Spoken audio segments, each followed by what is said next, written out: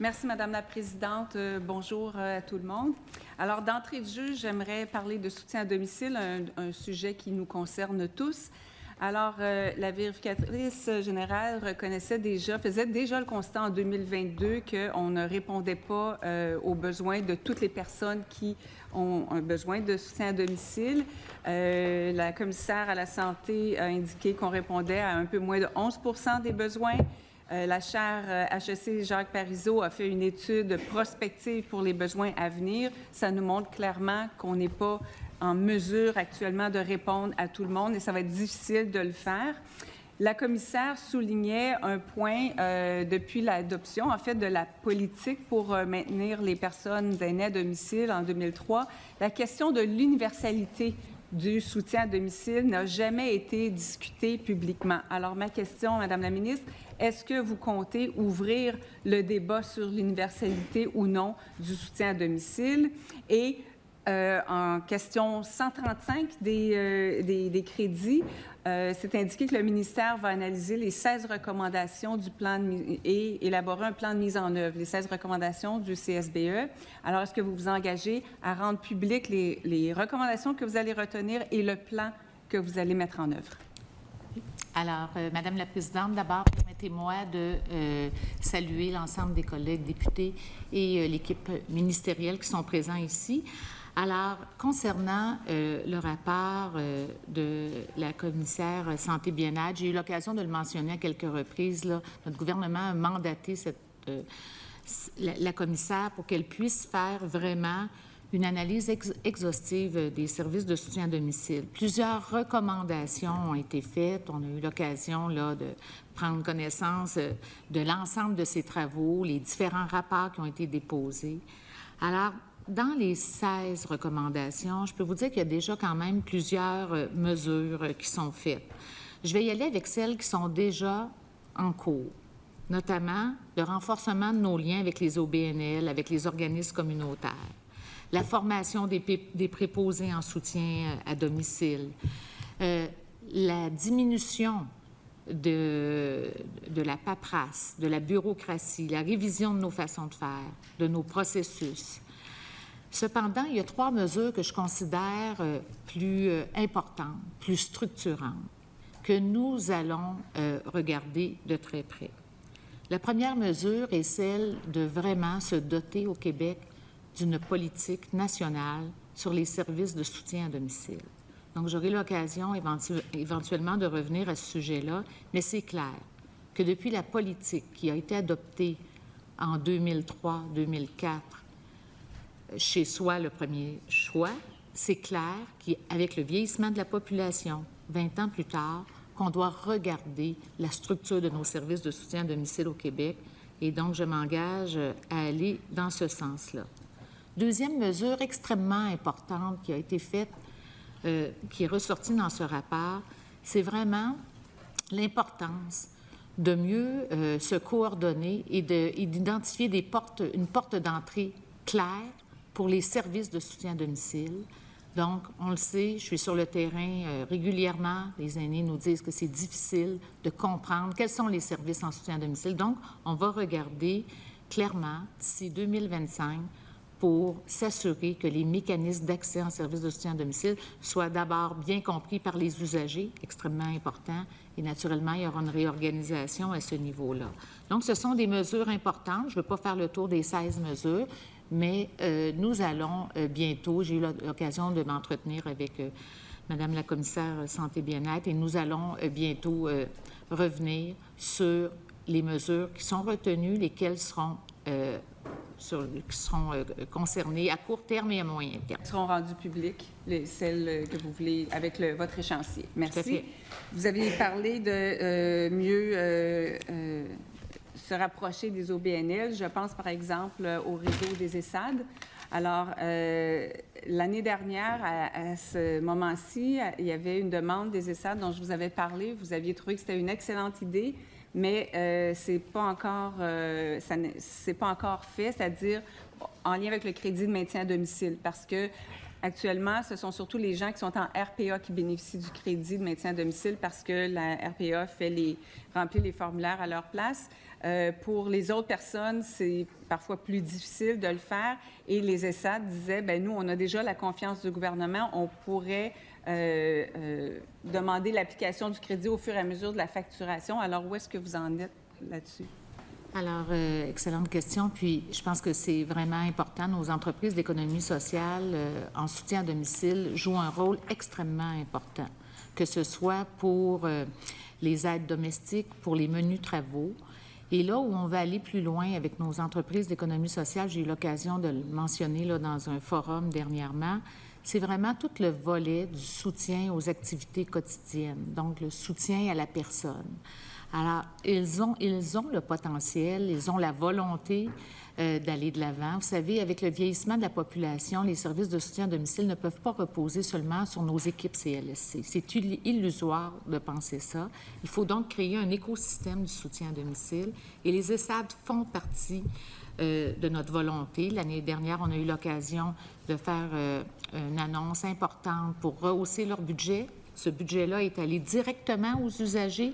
Cette année, notre volonté est d'utiliser le financement pour aider les ESSAD à avoir plus d'employés, à rémunérer leurs employés. Donc, on travaille sur 2 plans. Aider les usagers, bien sûr, mais il faut aussi poser des gestes concrets pour s'assurer que nos ESSAD aient les ressources nécessaires pour aller de l'avant. C'est parfait. Pour l'accès au crédit de maintien à domicile pour les aînés via les ESSAD?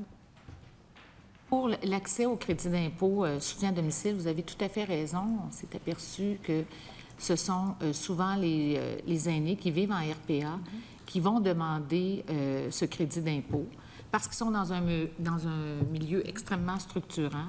Les aînés qui sont à domicile ne savaient pas exactement comment demander ce crédit d'impôt. Alors, on est en train de travailler aussi pour mieux faire connaître ce crédit d'impôt qui est unique au Québec. En passant, je vais quand même le mentionner. Quand on regarde nos investissements en soutien à domicile, il faut quand même considérer près d'1 milliard de dollars là, qui est affecté pour le soutien à domicile. Notre souhait, c'est que les aînés au Québec puissent y avoir accès. On va travailler aussi avec les ESSAD pour le programme d'exonération financière en soutien à domicile. Donc ça, c'est un élément extrêmement important. OK. Mais pour le crédit d'impôt via les ESSAD, c'est pas encore dans les plans? Oui. Peut-être juste mentionner, là, mon sous-ministre adjoint me dit qu'il y a tout un travail qui est fait actuellement avec les différents partenaires, bien sûr, avec le regroupement des ESSAD. Donc, il y a des travaux qui sont faits. On s'en va vers cette direction-là. Donc, on attendait que les crédits arrivent pour aller de l'avant. Vous avez dit vous-même qu'il y a beaucoup de personnes avec le vieillissement de la population, donc beaucoup de personnes à servir, que ce n'est pas le réseau seul qui peut le faire, et c'est d'où l'importance des ESSAD.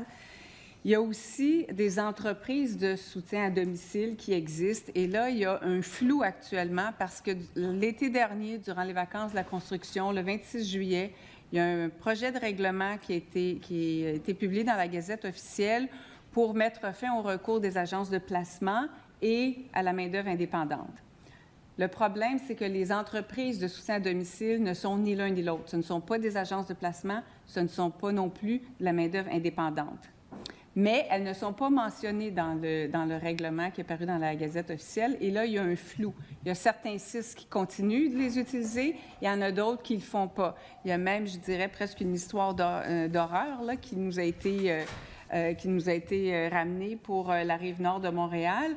Est-ce que vous pouvez nous dire clairement si les entreprises de soutien à domicile qui ne sont pas des agences de placement ni de la main-d'œuvre indépendante, est-ce que les CIS peuvent continuer, oui ou non, à faire affaire avec elles? Alors, excellente question, puis on y va progressivement. Puis il y a toute une historique à regarder là, par rapport à ces agences-là.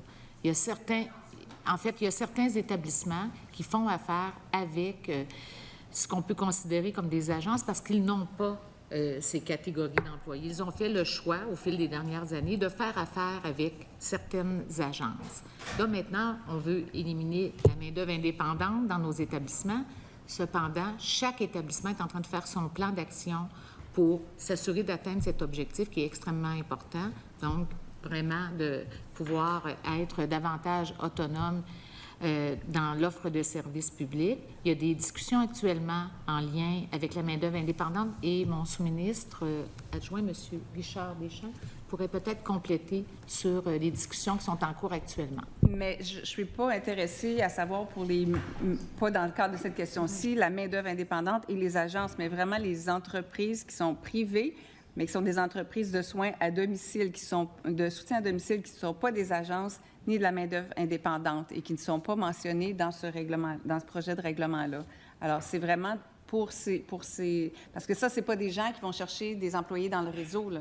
C'est des gens, c'est ce genre d'entreprises peuvent avoir ça peut être une personne qui sont de jeunes retraités ou des personnes qui veulent travailler uniquement à des heures atypiques et qui peuvent offrir les soins, le soutien et qui, dans certains cas, là, offrent depuis des années la stabilité aux mêmes personnes, aux mêmes aînés qui ont besoin des services. Puis ils ne sont pas de la main-d'œuvre indépendante ni des agences. Et là, les CIS ne savent plus quoi faire avec eux. Non, mais écoutez, je pense que les CIS connaissent bien quand même leur écosystème. Il y a deux choses. Il existe actuellement des entreprises d'économie sociale en soutien à domicile qu'on appelle ESAD. Les ESAD engagent leur personnel. Oui. Et ça correspond pas mal à ce que vous dites. C'est souvent des gens qui sont retraités, qui sont dans une deuxième carrière, qui vont offrir des heures selon leur disponibilité, qui sont payés donc à salaire.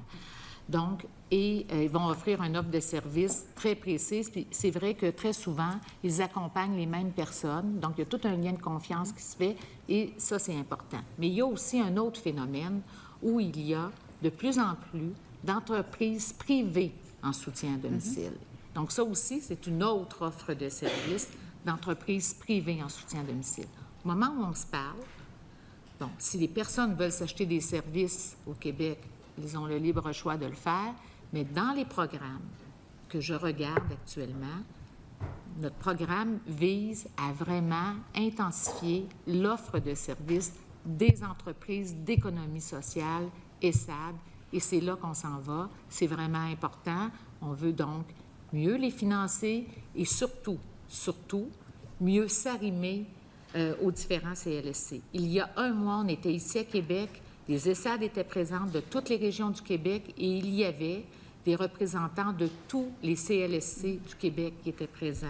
Donc, c'était vraiment le lancement d'une approche, on dit, asseyez-vous ensemble, regardez quels sont les besoins, puis réorganiser les processus pour s'assurer que les personnes qui ont besoin de services de soutien à domicile soient référées rapidement vers les ESAD. Ce ne sont pas de la main-d'œuvre indépendante, je suis d'accord avec vous. Non, mais je ne parlais pas des ESAD. Je sais très bien ce que c'est, les ESAD, puis c'est parfait de miser sur elles. Mais quand je parlais des entreprises de soutien à domicile, comme vous avez dit, ces entreprises privées de soutien à domicile qui ne sont pas des ESAD, qui ne sont pas la main-d'œuvre indépendante et qui ne sont pas des agences de